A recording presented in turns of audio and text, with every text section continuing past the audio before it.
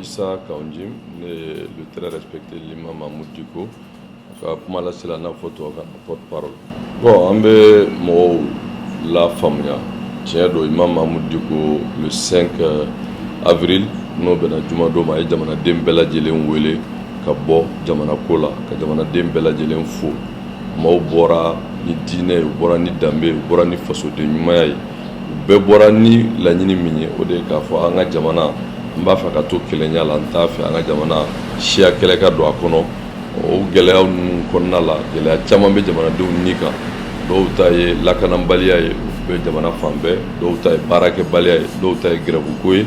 dɔw ta ye politiki gɛlɛya ye, nin bɛɛ bɛ jamana kɔnɔ. O de y'a to jamanaden bɛɛ bɔra k'a fɔ laɲini ba kelen bɛ yen n'o ye k'a fɔ a ka ɲini jamanakuntigi fɛ n'o ye président Ibrahim Boubacar Keïta ye a ka premier ministre falen ka d'a k'a jira k'a fɔ premier ministre min bɛ yen a ka baara kɛcogo la a ma jamanadenw nimisi wasa. Ni jamana bɛ gɛlɛya kɔnɔ baara minnu kan ka kɛ o ye ka maaw fara ɲɔgɔn kan. An b'a ye k'a fɔ min ye maaw kɔ don ni ɲɔgɔn ma dɔ farala o fanga kan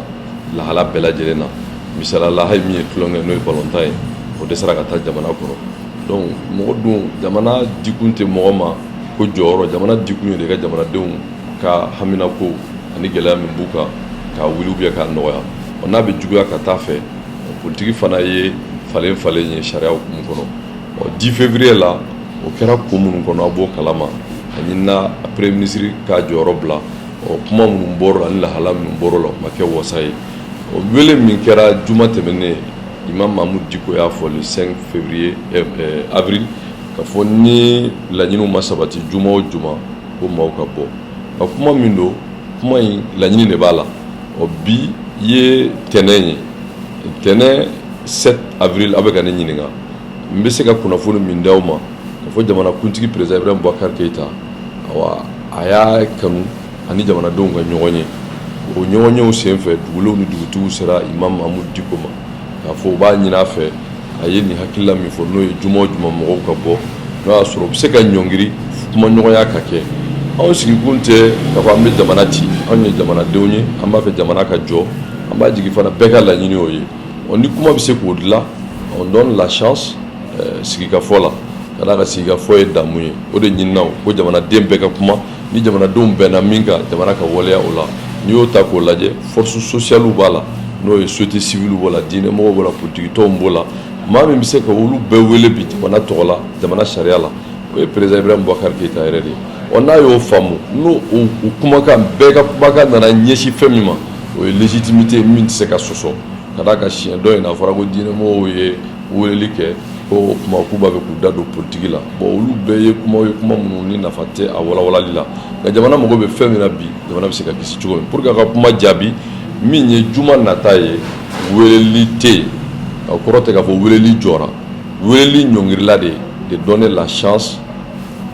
à la consultation. Ni maaw kumana président Ibrahim Boubacar Keïta yɛrɛ y'a faamu k'a fɔ a ye maaw wele ani diinɛmɔgɔw kumana ani danbetigiw kumana ani société civile kumana ni bɛɛ kumana o kuma bɛɛ y'a faamu bi k'a fɔ min bɛ ɲini jamana kisili ko don. N'a taara o cogo la ka jamana privilégié ka tɛmɛ a ka premier ministre kan o kuma alhamdulilayi jamana bɛ fiɲɛ da sɔrɔ pour que jamana bɛ se ka basigi. O la an bolo bi pression ko tɛ tugun parce que peuple yɛrɛ bɔli min kɛra pression tɛ tɛmɛ o kan. Ni démocratie don ni nin bɛɛ bɔra diɲɛ fan o fan kuma k'a fɔ ko o kuma o nɔgɔyara nka président ka o faamu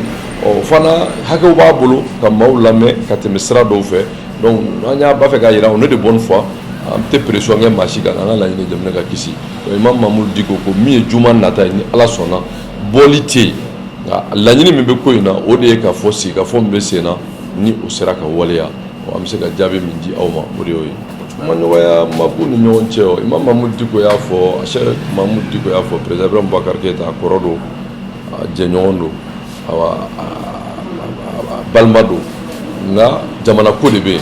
ni jamana ko nana jamana ko de bɛ bila o sanfɛ. A y'a fɔ président Ibrahim Boubacar Keïta taara ale ba ka janaja Ala ka hinɛ a la a ko n nana n ba ka janaja la nka o n'a ta bɛɛ a ma bali k'a fɔ o min filɛ nin ye jamana b'o sanfɛ. Kumaɲɔgɔnya ye min ye mɔgɔ ni mɔgɔ ka kuma ka ɲɔgɔn fo ka kuma o bɛ yen nka o ni jamana ko kuma tɛ kelen. Jamana ko kuma o kumaɲɔgɔnya o de bɛna boloda ka d'a kan n'i ye maaw wele ni n'u sigira ka kuma ne y'a f'i ye bi 19h président Ibrahim Boubacar Keïta ni confession régionale confession religieuse diinɛ tɔnw ni diinɛ ɲɛmɔgɔw ani dugukolo n'olu bɛɛ kan ka ɲɔgɔn ye o kuma senfɛ ni kuma nana ye k'a fɔ laɲini bɛ yen min bɛ kuma in sabati k'a fɔ jamanadenw ka sigi ka kuma jamanadenw bɛ min nɔfɛ président Ibrahim Boubacar Keïta jamanadenw de y'a sigi o n'a sɔnn'o ma o kuma n'o waleyara o bɛ kɛ sababu ye kuma bɛ fɛn min dilan o ma se bolokurun na anw ka laɲini tɛ gazi ka ci anw ka laɲini tɛ jamanadenw ka wuli ka yɔrɔ kari anw ka laɲini tɛ jamanadenw ni ka to nin da fɛ anw ka laɲini de maaw ni ka kana anw ka laɲini de kumaɲɔgɔnya ka kɛ jamana bɛ se ka bɔ dingɛ kɔnɔ cogo min o ka sabati o ye anw ka ye cogo la o dɔ ye premier ministre ka jɔyɔrɔ bila o revendication ma bila o mais a kɛcogo a n'a tɛmɛsira o de yɛlɛma bɛ se ka don o la an ye weleli kɛ place de l'indépendance la o tun b'a fɔ k'a tɛ kɛ wa o ma sɔn o ma wa n'u sɔnn'o ma ni min fana filɛ ni nin bɔli bɛ se ka kɛ sababu ye olu yɛrɛ k'a faamu k'a fɔ nin tɛ Diko ani Cherifu ka kuma ye nin ye jamanaden bɛɛ ka kuma ye parce que bɔli in b'o de yira donc k'a fɔ ko n'o faamuyara u fɛ ni faamuyacogo ɲuman ye o bɛ se ka kɛ sababu ye jamana bɛ se ka bɔ dingɛ kɔnɔ parce que ni jamana ma bɔ dingɛ kɔnɔ olu dɛsɛlen don mɔgɔw sara la u dɛsɛlen don kalanko la lakanabaliya bɛ yen mais n'u ma sɔn ka bube bɔ yen nin bɔli kɔfɛ mais ni bɔli wɛrɛ kɛra mais degré de force a bɛ taa